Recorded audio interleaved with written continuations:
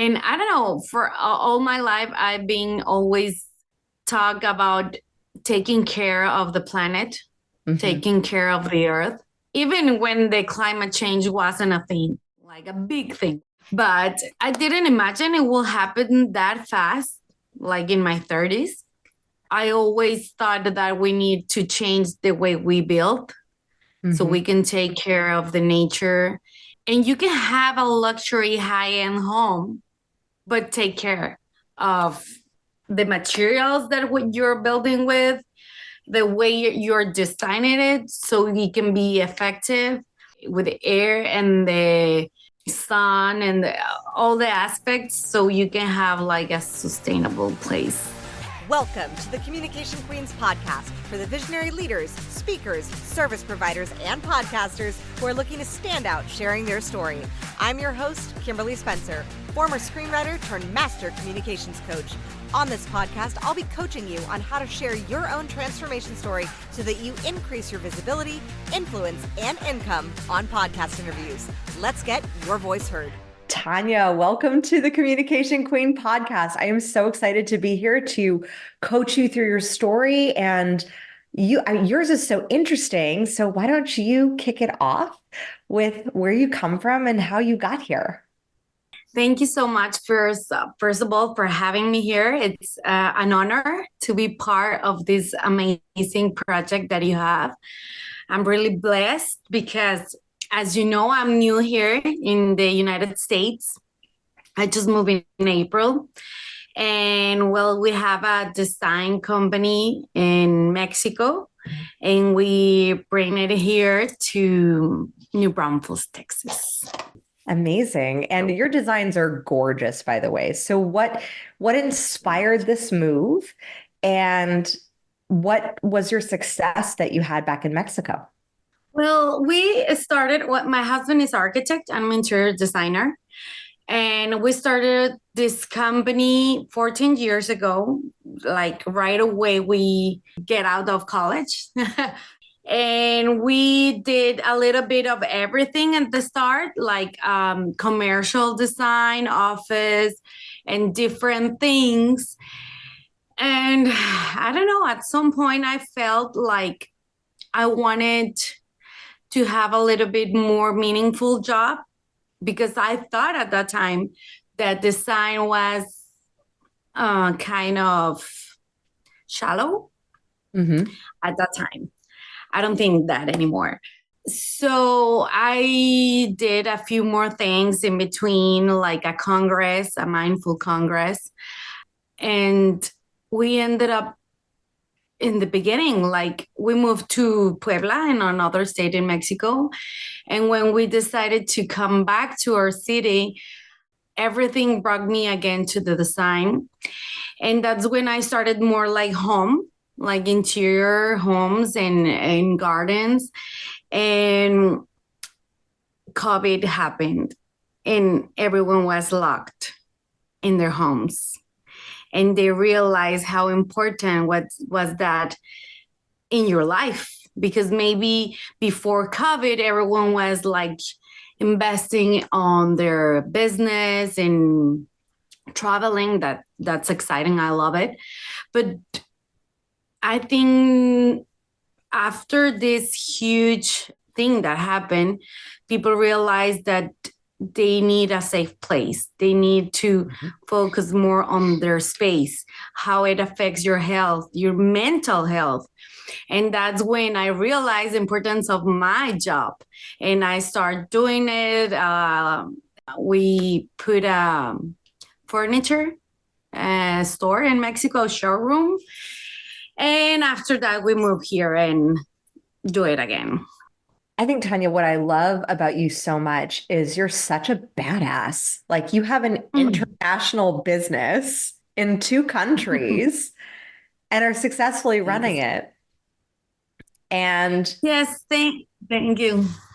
and I think that And there is a level of confidence in that that could be owned a bit more. yes, I think many times we are harder with ourselves than we should be. Hmm. And we are like, maybe it's is not big enough, it's not huge enough. And then you look back and see what's everything that you have done in the last 5, 6 years and how much has been growing since then, that I'm really grateful. I'm really grateful. And to do it with your partner, with your spouse, with your loved one, it's a bless. And as a parent too, like, 'cause I know you have kids as well. Yes, that's one of the more challenging part. I love my kids. They are all in my life. I have a daughter, she's 6, and my son is 4. But if it is challenging to move abroad and have a new company and run your business and do it with your family and your little kids, it's a whole new level of challenges, but everything is working great, and we couldn't done any better decision for a family.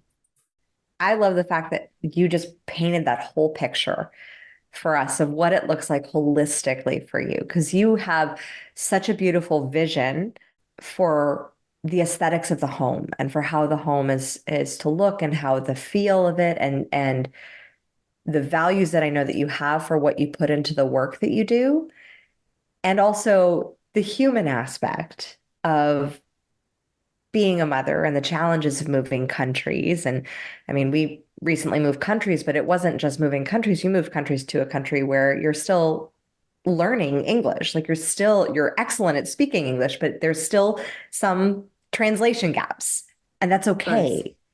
And like that challenge in and of itself of bridging that language gap and moving and doing it with kids. That is a powerful story, Tania. Thank you so much. I think you need to be like really open to learn, because there's going to be lots of bumps on the road.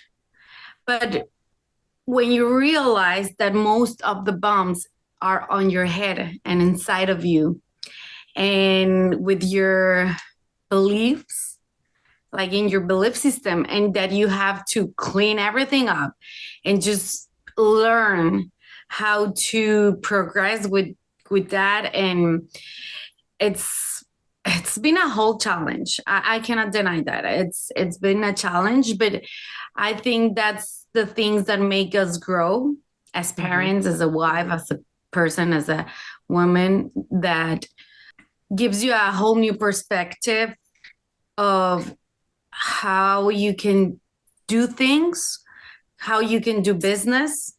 Because, for example, I can explain a project like perfect in Spanish. It's like I can tell you why it needs to be done this way, this colors, this distribution. But in English, it's been a whole new challenge to express yourself as you met in Spanish. But I think one of my best teachers are my kids, because they changed school. They don't know anything at all of English. I can like have a conversation, but they don't. And they don't complain. They just are having fun and meeting new people, new friends. And my daughter actually got friends, and they moved school here in the United States again, and she never complains. So that's a big lesson when you are trying to find your path. It's like your kids is, I don't know. They're such me a lot. Yeah, they're such a guiding light.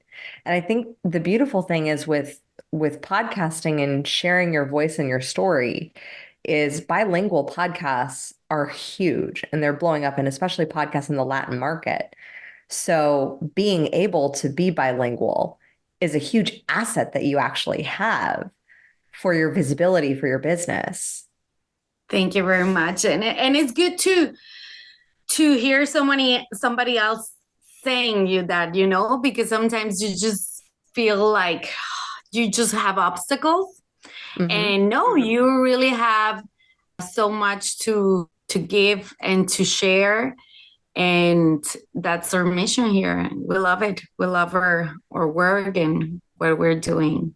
So I would love for you to do me a favor, because with the joys of AI, we can translate. And I would love to hear how you would share about your vision for what your beliefs are about design in Spanish.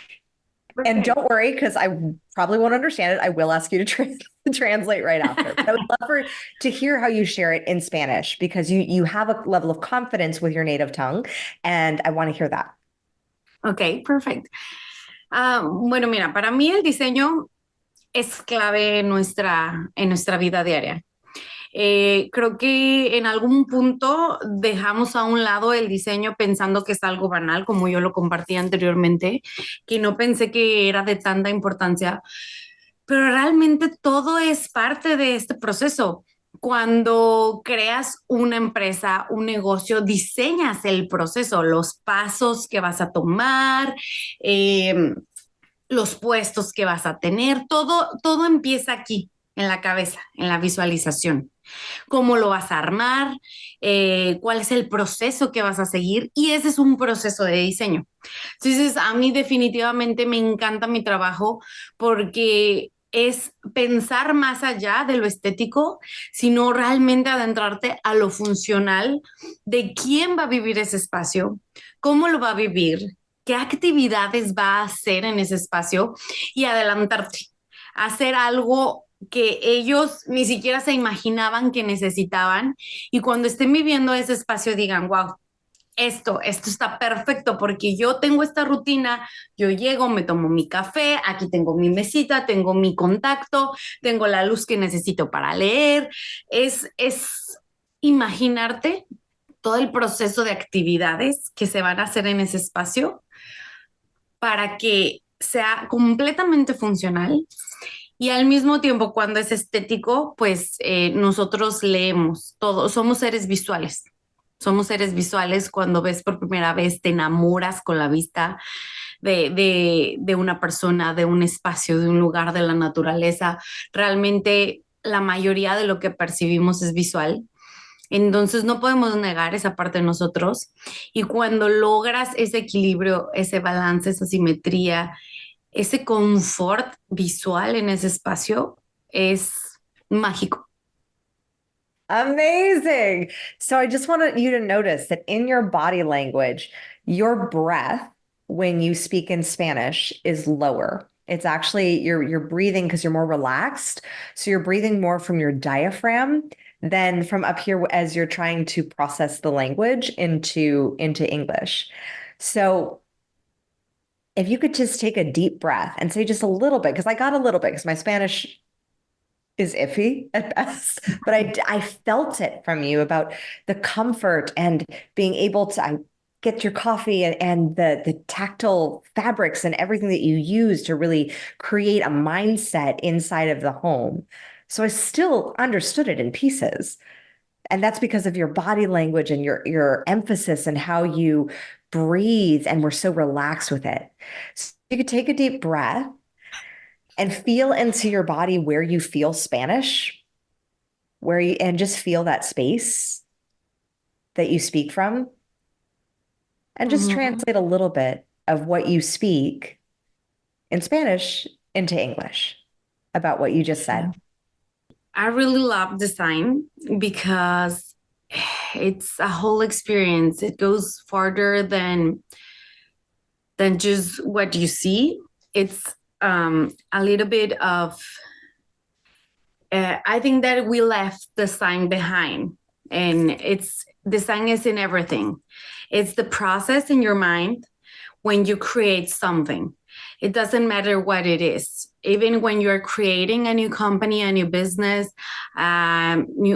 whatever it is there's a design process in your mind that leads you to the final result that you're looking for. So everything starts here in your mind, in your imagination. And that's what I try to do when I work with a client, that I wanted to feel and imagine what activities are going to be done in that specific space. and pull everything they need in that specific area. So they just say like, oh my God, they just read my mind. And have something that they don't even realize they need. Like when you sit down and you have your coffee and you have the side table and the plug in for your phone or the light for when you're reading. So all those things change your experience in a place. And after that, it comes the visual part. We are visual human beings that you fall in love at first sight, and you fall in love of nature when you look at it. So that's something that we cannot deny. It has to be beautiful. It needs to be something that when you have the balance, when you have the ability to balance space with materials and colors and symmetry and other aspects, I think that's when a space just is perfect. We have clients that have cried when they see their homes. Mm-hmm. And then we have techs that when they are using their space, they're like, oh my God, you cannot even imagine how you have held my day, my life, or how our family gathers right now in the backyard that you design us. And they just don't want to leave our house. They want to have friends come over. And those are the memories that you're going to take with you once you move out, once you just gone off this earth, you know? What do you notice about how you said that now versus how when we started? A lot difference. I think I was nervous about talking in English, but I think it's really different. The example that you said, like, just feel it. Go that place where you feel it in Spanish and then express yourself. I think a really good tool. Thank you very much. You're very welcome, because I certainly felt the difference. It was more grounded. There was, and if you watch the video, there was a deeper presence, and there also was a bit more trust in the language that you already know it because you're listening to the space in which you feel Spanish. Of course. Yes, it's a process. I hope one day I can have it like just immediately, but we're learning a little bit more every day.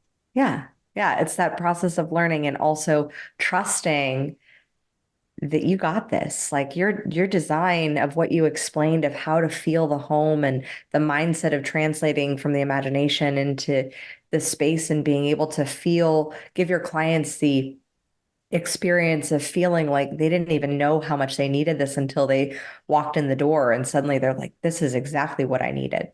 That experience of being able to curate that for them, it translated as much in English as it did in Spanish. The feeling did. Thank you, ma'am.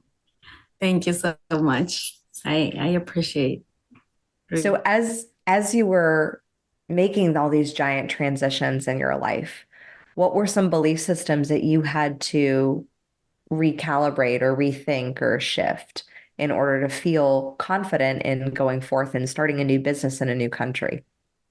Well, before we decided to move, I never thought the language will be a barrier for me, because I was like, I can communicate. That's not a problem. But I think as a Latin culture, I guess, we do have that insecurity. We try to pronounce it like more correctly and to not sound that we have an accent. And I realized, I don't know if it happens in the whole country, but here in Texas, people has been so welcoming and they understand that English is not my first language, and they just No worry, you got it. And they're being so, they understand and they don't feel that's a problem for us to succeed. So it took a while for me to just really realize it. And I love it because even though I cannot communicate as I wanted to at this point, people, you see the reaction on the people, like you said, it doesn't matter if it is in English. If you have a good work or you do a good work and you know what you're doing regarding to your business, you're going to show it, you're going to demonstrate that. And I think that's something that we have as a culture. Like, we can demonstrate things, it won't stop us, you know. Yeah. And also what you do is very visual and it's experiential. So being able to visual art doesn't have a language barrier. Of course. And so being able to trust that what you're creating is a working, living space of art for someone that functions as an artistic, creative being, as we all humans are, to be in that space. Art doesn't need a translator. It's felt. And so that's why Yes. when that felt sense of like where you go when you feel Spanish, that same essence came through when you felt English in the same space because it's felt. Yes, I know people when they see your work or social media with some of their projects. I said, that was on me. That was a belief that I had. Mm-hmm. And then you see people's reactions and you see how all or most of the people that we share our company with and we talk about what we do and we show them, they just are so happy and they're like, you're gonna be very successful here. The hill country is growing so fast and there's a lot of new developments where we are going to be part of, and we're very excited. Very, very, very excited. So what does the future look like for I don't, please forgive me, Stuhl? It's Stuhl. Stuleholm, yes. Stuleholm. Oh, I love the name. I love how you say the name. You say it far better than me.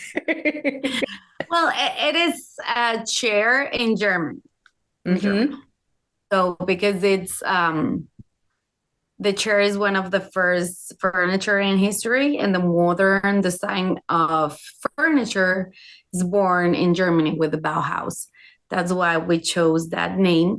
And you had that name before you moved to New Braunfels? Yes. And we didn't know it was going to be so many Germans here that understands our company's name. Yeah. So that's interesting.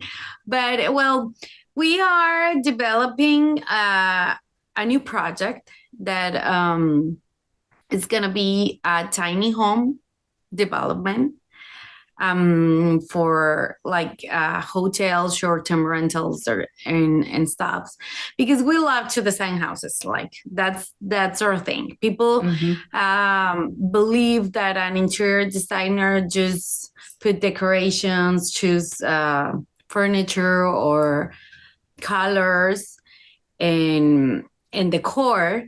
And although we do that, it's not all that we do. I really love to participate from scratch in a project and configure the spaces depending on the activities that you're doing in that specific area. And as my husband and I love to travel, we really want to bring that interior design experience to people who loves to travel and wants to meet the hill country, because we really believe this is like a little paradise with the rivers and all the nature and all the amazing places so close, like San Antonio, Austin, and all the little towns like Fredericksburg or Wimberley.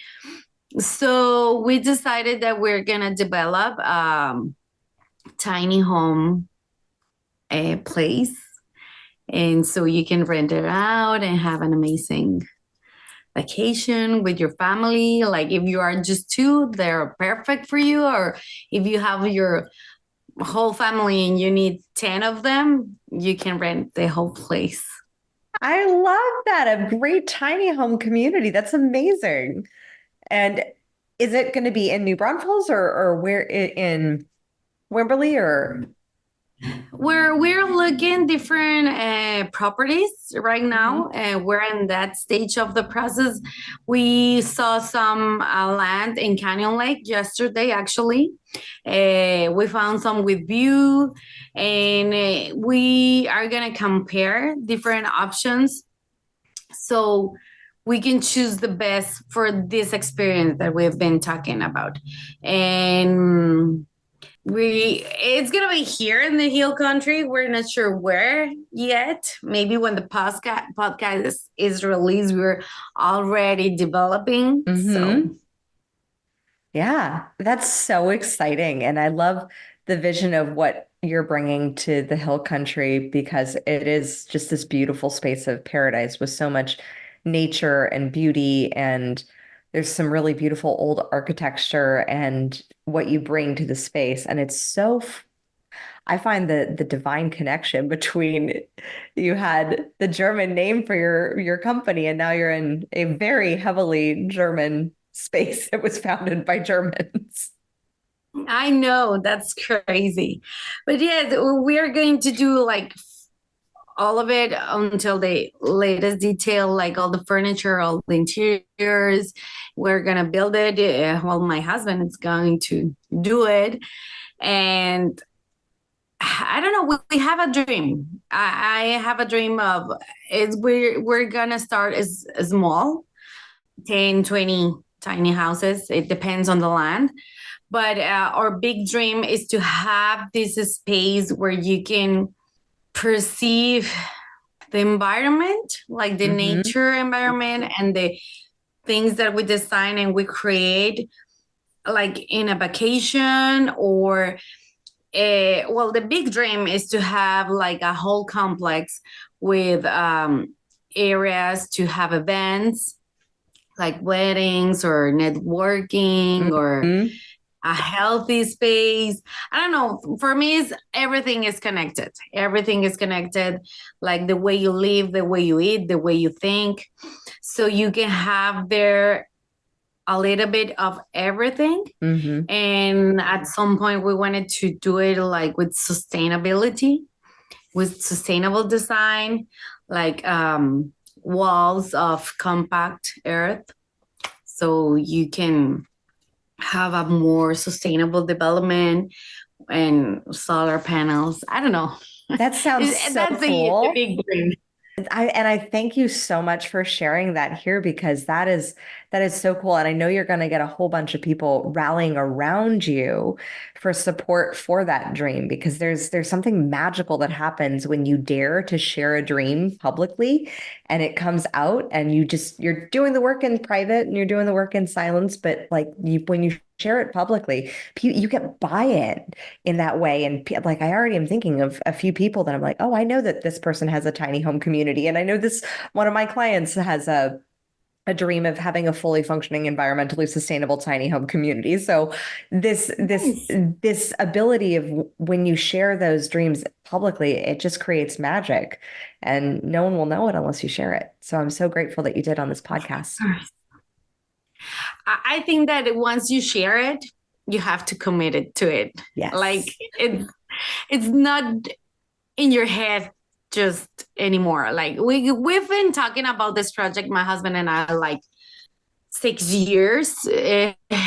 All started when we lived in Puebla in Mexico, but we just talk about it and then here it happens that everything started to just make sense in a lot of ways.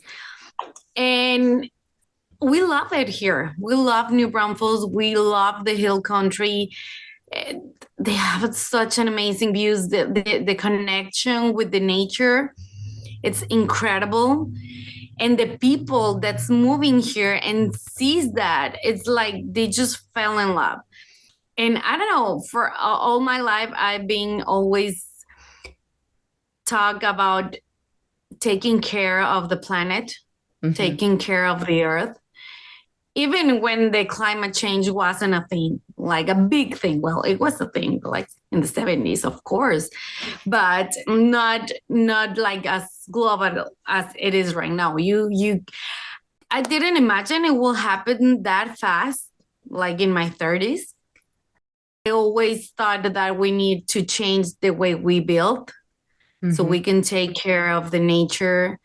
And you can have a luxury high-end home, but take care of the materials that what you're building with, the way you're designing it so it can be effective with the air and the sun and all the aspects, so you can have like a sustainable place.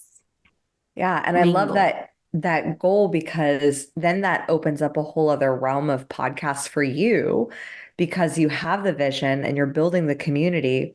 That opens up not only the tiny home community podcast, which there are heaps and heaps of podcasts for that, but sustainability podcasts, both in the Latin market and in English speaking podcasts. Both of those are huge in how you design and how you communicate about the design and the materials that you use. I mean, I didn't know you could use compact earth to build a home. So I think that that's magical. And that's one of the most effective. Obviously, it depends on the climate and the kind of earth, because you're not bringing earth from a far away place, right? You're using the one that you have in your land. But that's one of the most effective ways to keep the warm of the cold. Like when it's cold outside, it stays warm on the inside without the air conditioning or a heater. And when it's hot outside, it keeps cold inside. So and it looks amazing. I'm gonna send you some pictures. Yes, I would love to see it. In Arizona, it's very common to build that way. Yeah. Yeah. And I think that being able to educate and inspire in that way, not only with the vision of how you translate from the mental through the imagination into a space that is functional and that fits the art of someone's life and the art of living, but that you're leveraging the power of bringing in the natural elements into the design of that space. And so environmentally conscious podcasts, sustainability podcasts, the entire Latin market podcast, because of not only your success as a business owner, but also the fact that you're bilingual, and that is such an asset. And sometimes I know it seems like that is that hard to see it as an asset? It was a little bit hard when you're trying here, like, and switch the button to English and then to Spanish, and then. But no, I think right now, as you said, you actually make me realize, like the times that we have talked, that's an asset, and it is because I know so many people with so good information, like they are like experts in their area about nature, about sustainability, about the way you eat, the way you think, but it's in Spanish, all this information, and I love it that if we can share that a little bit more. As I told you, I made an event in Mexico about all these topics, and 5 years ago, 2018, I guess. But it's so important, like with you in the podcast, to spread the word and be the person who connects, the person who knows information with everyone else out there. It's really applaudable, like applaudable. Like Yeah. Yeah. Yes. And I appreciate that you invited me because I'm really thankful. Awesome. Well, I'm really grateful that you're here and that you had so much to share with our audience today. And I always love to ask, what did you love about this conversation? I think I love how you are amazing at letting people like notice their tools and their good things. And maybe we're thinking that's not that amazing, but you're really good at showing it. And I think that's why you're so amazing about doing this, because open me the doors to talk to your audience and express myself in English. It's a challenge, but I love it. And in Spanish too. I mean, and I'm so excited because I know some of my audience speaks Spanish, so they will be happy to hear both. Yes, y si luego hacemos una en español un poquito más fluida, yo me puedo expandir en diferentes temas, hablar sobre árboles nativos, hablar sobre construcción sustentable, diseño, interiorismo. Hay muchos temas que me fascinan. Amazing. Tania, thank you so much for coming on the Communication Queen podcast. It has been a pleasure. And if you want to know more about Tania and all her beautiful designs with Stuhl, then definitely go check out her link in the description and find a way to work with her, because her designs and her furniture, as soon as my kids stop spilling blueberries on my couch, I know what couch I want. So go click the link in the description. And until next time, let your voice be heard. Thank you so much for listening. If you love this episode, subscribe, leave us a review, and share it with your friends. For more tips on guest podcasting, storytelling, and communication strategies, follow us on social media at Communication Queens Agency and visit us at communicationqueens.com. I look forward to seeing you in the next episode. And in the meantime, remember, your story has the power to save one life. Let your story and your voice be heard.